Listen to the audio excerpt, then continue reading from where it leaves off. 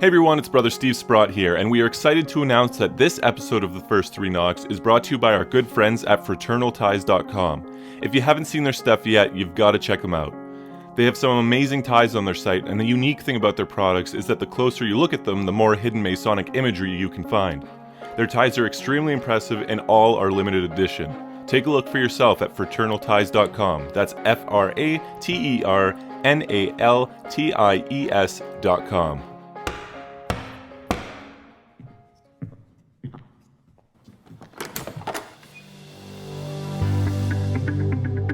Today on The First Three Knocks, we're talking about Masonic memorial services. You're listening to The First Three Knocks, a Masonic podcast in the District of York, where we discuss topics for the betterment of Masonry. The opinions discussed in this podcast are those of the individual and do not represent the views of Grand Lodge or any other Masonic body. Now, here are your hosts. On today's episode, we're coming to you from the road with Right Worshipful Brother Scott Rickman and Very Worshipful Brother Bruce Bellows. Welcome, brethren. Good morning. Thank you for having us with you. Well, good morning. It's kind of a nice way of driving around and doing a podcast. Yeah, why not? We unfortunately are heading to a Masonic service for a departed brother from the Rising Sun Lodge. Interestingly, we had just come from a Masonic service yesterday for another brother of the Rising Sun Lodge. So this week is a bit of a sad week for us in Aurora as we say goodbye to some of our brethren.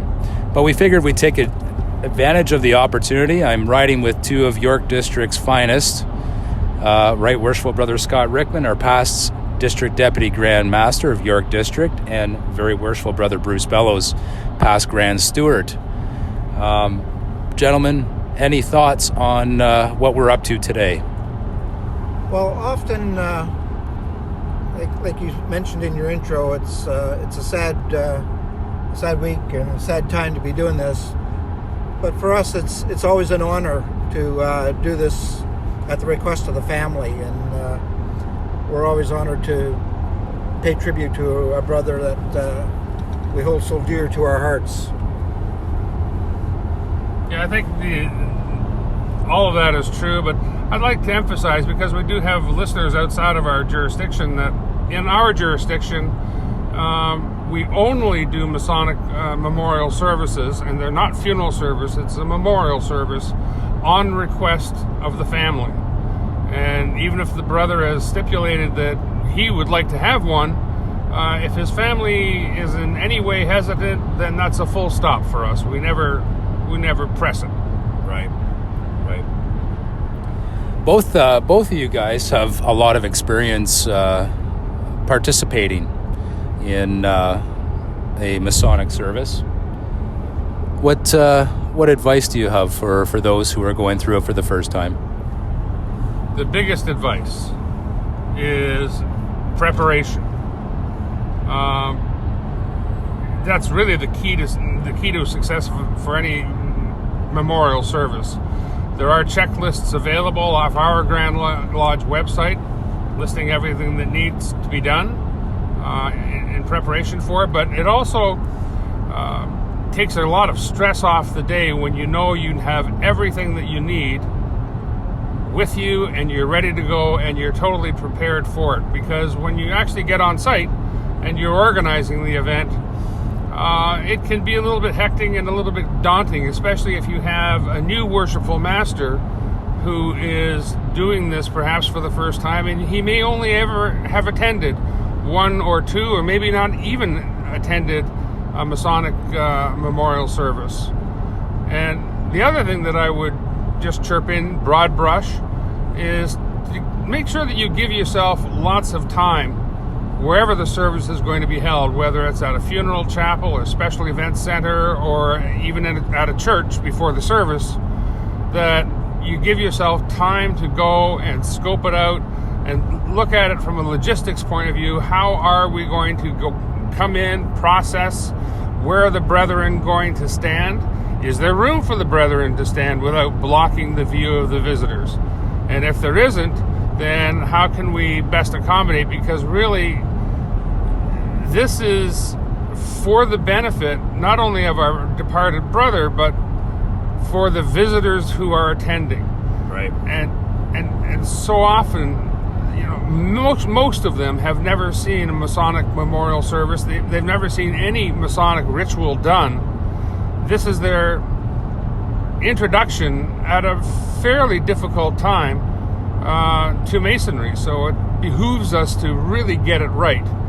And preparation is the key. Very well said. And speaking to the prospect that sometimes the new master, may be experiencing this for his very first time and very early in his tenure for the year, it's really important that the experienced brethren in the lodge support him and help him along on that time, because oftentimes it may be the one and only time that he has to perform it. And there's often masters that have gone their entire year without having to do one. So the importance of the experience in the lodge, stepping up and helping him through this time is crucial. Yeah, definitely. I think as someone who has been through it last year as a new master, we had a couple of services that we performed, and the experience of the brethren makes that possible to do it properly. I think you said preparation really being the key, but having people around who know how to do it well, how to keep everyone calm and make it come off done well for the family and visitors. Have you seen some of the less better performed Masonic services you could speak to? Well, I would say that I have seen some that came off a little bit rough, perhaps because the brethren were just unfamiliar with the circumstances, and it was like almost a whole new thing to almost every brother that was there. But that's kind of rare now. In our district, Masonic services are now very well attended, and there's always brethren there that are well versed in how the services should be run. That being said, most of the times that I've seen things go really south is because the master or his delegate have not taken a firm hand in organizing it at where the service is being held, and you have too many chiefs, and more than one is too many, and everybody needs to be very respectful and let that one person get on with the job, because I've seen absolute foobars. And you can have a service where it's not just your lodge members. Often the district deputy is in attendance. To have members of the board is not unheard of. To have past Grand Masters in attendance is not at all unusual. And sometimes we defer to them, and really what they want, what everybody needs, is for one person to take charge, be prepared, and know what he's doing. And if he needs help on site, ask a specific person for that help. And everybody will fall in. When they see that it's being properly led, they'll all fall into line. Further to that, even though at many services we have high-ranking members from Grand Lodge in attendance, we should never fail to realize that it's still the responsibility of the lodge, under the direction of the worshipful master, to conduct the service. No Grand Lodge officer will ever step on the toes of the master of the lodge when a service is conducted. It's still the responsibility of the lodge to do this, and they're quite happy to come and participate and take part.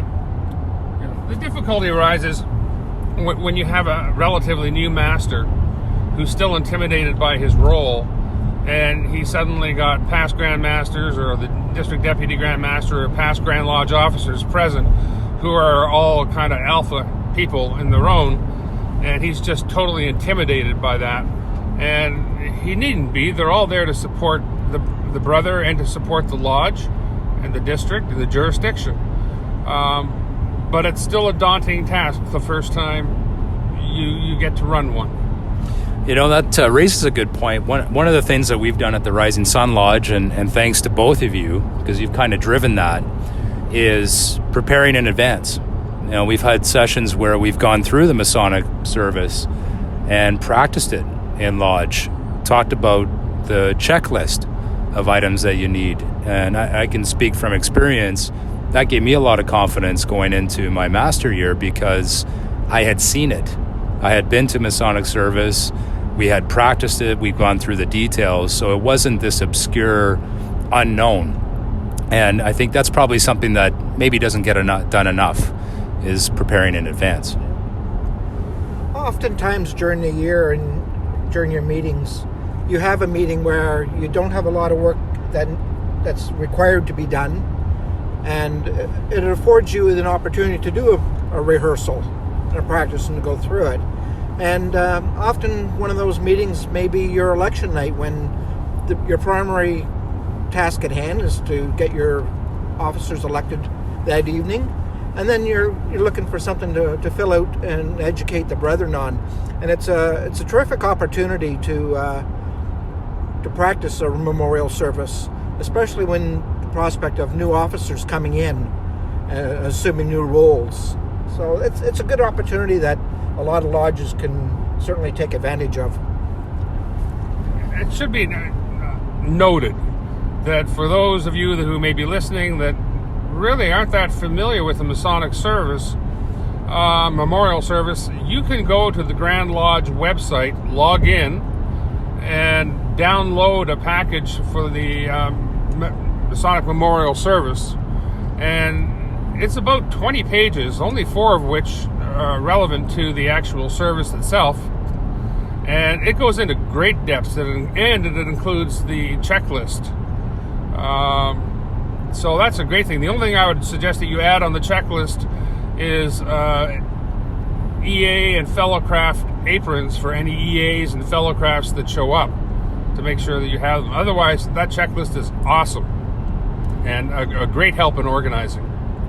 Yeah, that's a great resource, and for our listeners, because not everybody's on the Grand Lodge of Canada, Province of Ontario website, you could also reach out to us at thefirst3knocks@gmail.com, and we'd be happy to help point you in the right direction as well, because there's some great resources out there to help you prepare well in advance. Scott, further to what you just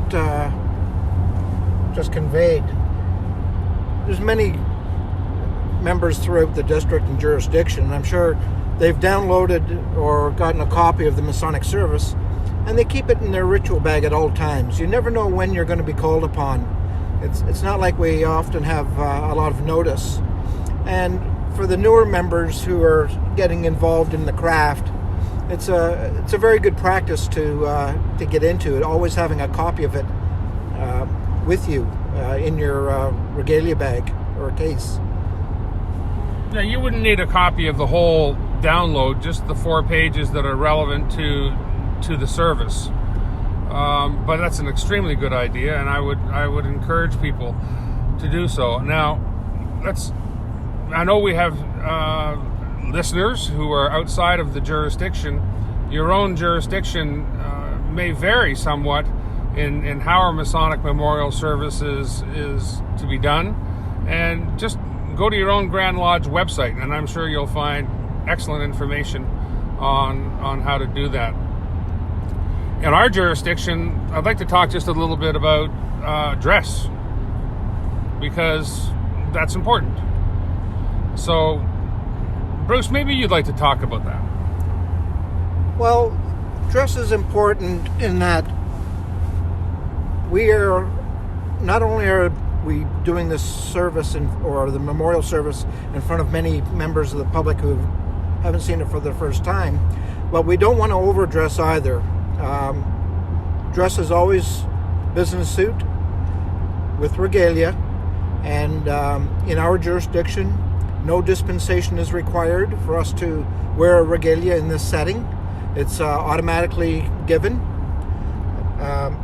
And as part of the preparation by the lodge, always have your officer collars with you so that the brethren who are taking part can assume a role as an officer of the lodge.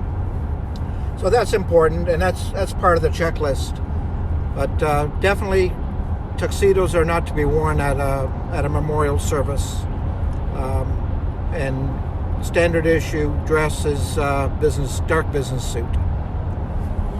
That's some great insight, brethren. Maybe switching gears a little bit, moving on to a more personal front. As I mentioned at the beginning, kind of a sad week in terms of two of our brothers that we lost at the Rising Sun Lodge. Yesterday, we attended a memorial service for Brother Michael Anderson, who was our chaplain, who was just a wonderful man and a very dedicated Mason as well. And, it really struck me yesterday in the service, the level of love from his family and friends, and he gave that love to his family and friends. You certainly felt it at that service. I want to touch on that for a minute. I'd just like to make a very short comment. I've been in the craft just over 20 years, and Michael joined right behind me. So we've been pretty close to each other for all of our Masonic life, and to do that service yesterday, even though I'd done many in the past, was probably the most difficult one that I've encountered, simply because of the closeness of the brother. But it was extremely rewarding at the end, and I felt very privileged to do it for Mike. Well said. It was a very good service yesterday. I'm not patting myself or our group on the back, but it was impactful for the family, and that's really what it's all about. That we make it, we do our absolute best to make it a top-notch performance, if you will. The work is read in our jurisdiction, and it should be read very clearly, loud enough so that everybody in the room can hear, and making sure the pronunciation of the words are correct. That's a really big thing, especially the way that our memorial service is written. We have 3 words that we want to make sure that are always used correctly, which is the word mortal and immortal and immortality. And sometimes they're mispronounced to other versions that really don't reflect what we're there for. Sometimes people will stumble on words like perpetuity or solemnity, and knowing how to pronounce the words beforehand, that's a deal. And it should be smooth, so slow, clear, concise, looking up when you can to the audience, making eye contact. Make them know that you're there not only for our brother, but to support them in their hour of grief. That makes for a successful service. Yeah. And changing gears a little bit here today, so the 3 of us are on our way to Trenton, Ontario. One of our long-standing members of the Rising Sun Lodge in Aurora was Brother Frederick Browning, who had been through a lot and had seen a lot and had moved out to this part of Ontario. Unfortunately, he passed recently, and we're attending the memorial service today.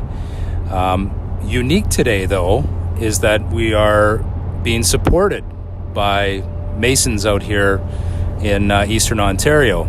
Right Worshipful Brother Bill Thompson has agreed to help us by bringing some of the local Masons in for this service.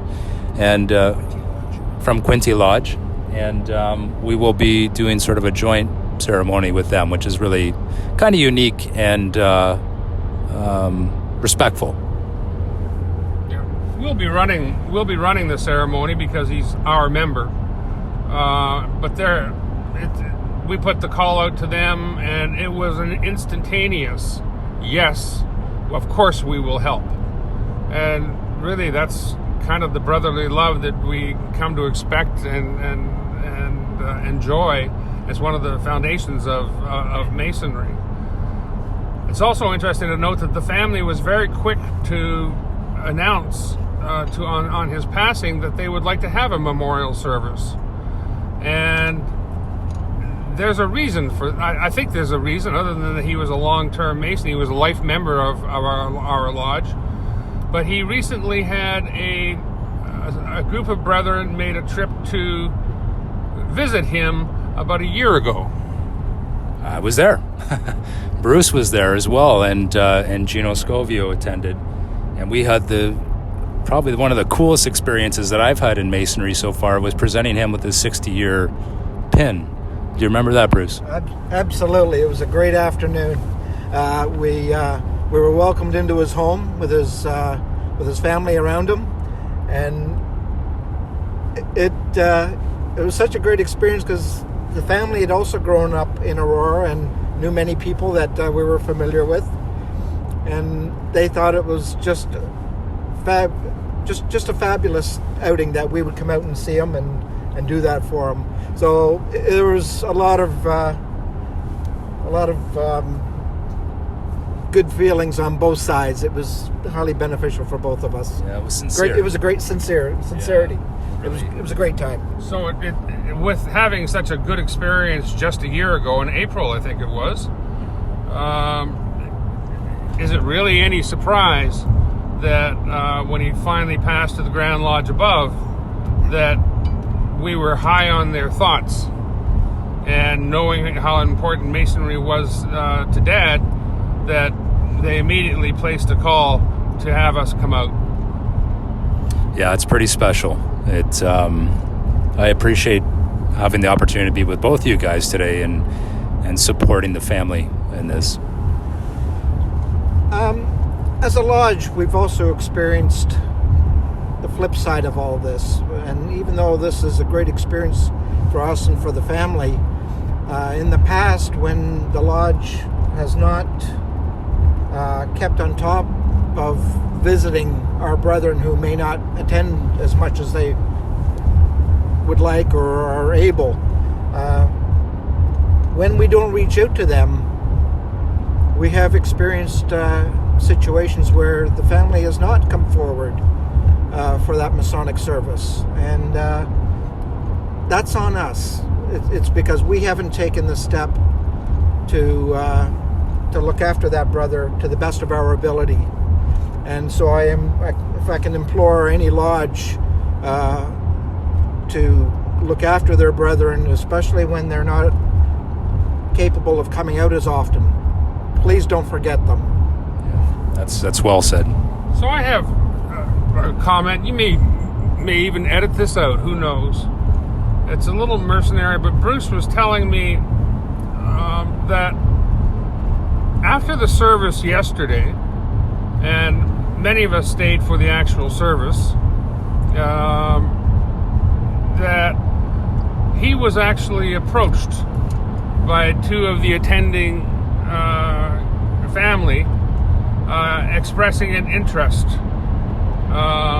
in the craft and wanting, and he had a discussion with them on how they could process or do that or approach us, and that's really a good sign that you've done a job, because this is their first Impression. Yeah, and the impression is good enough that we actually have men who are thinking, well, geez, I kind of would like to be a part of that, and that's really why we do this, not for the membership, but to show what we do to the population as a whole. Yeah, that's interesting. I wasn't aware that was the case, and I think yesterday was probably Masonry at its best. We had a lot of brothers attend that. It was well done. It was respectful, and personally made me proud to be a Mason, to participate in that. Maybe one last question on this topic, this difficult topic, but I'm glad we're discussing it. On a personal front, when we lose brethren, or when we lose family members and friends as well, it sort of forces us into reflection on our lives, on our contribution, our impact. What is your reflections that you would share going through this week? Well, I think to sum it up very briefly, having been a Mason now for over 20 years, I don't feel any fear or anything like that in facing the future and what the future holds. That's one of the things that Masonry has taught me. I agree absolutely. You know, Masonry talks about life. We take us through the entered apprentice, coming in. It's almost like a rebirth kind of ceremony. We have a fellow craft who is the middle-aged man who is working and toiling in the quarry, if you will. And we have the Master Mason, you know, which is towards the end of life. And we talk about death and what are the things that you can give you comfort at the end. You know, live respected and die regretted. And that says so much. And I too, like Bruce, it's not something I fear. It's a part of living. I'm sorry to see a brother go. Both of these were senior men. It's a little bit different. Well, it's a whole lot different when it's a man taken very much too early. That's always extremely hard. But we are taught how to handle this, and it's a part of living. Yes, it is. And there you have it, folks. Thank you to Right Worshipful Brother Scott Rickman and Very Worshipful Brother Bruce Bellows on sharing your experiences, your thoughts, and guidance on the memorial service. We thank you for that, and we wish you all a good day. Thank you for joining us for this episode of The First Three Knocks. Happy to meet, sorry to part, happy to meet again.